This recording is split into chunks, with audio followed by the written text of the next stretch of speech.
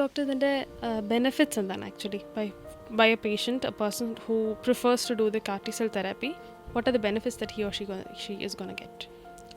The most important thing എന്ന് പറഞ്ഞാൽ ഇത് ബാക്കിയുള്ള ട്രീറ്റ്മെൻറ്റിനോട് ഒന്ന് റെസ്പോണ്ട് ചെയ്യാത്ത ക്യാൻസേഴ്സ്, മെയിൻലി ബ്ലഡ് ക്യാൻസേഴ്സിനാണ് ഇത് യൂസ്ഫുൾ ആകുന്നത്.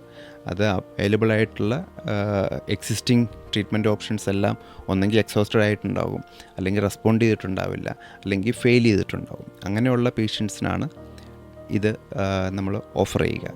Then the side effects is less when compared to a high dose chemotherapy or a transplant. Then actually a single sitting will be enough. അതായത് ഒരു 45 ഡേയ്സിൻ്റെ ട്രീറ്റ്മെൻറ്റും കൊണ്ട് ചിലപ്പം നമുക്ക് അസുഖം ക്യൂർഡ് ആകാനുള്ളൊരു ചാൻസ് ഇതുണ്ട്. സോ ഇതൊക്കെയാണ് the benefits of CAR T cell therapy.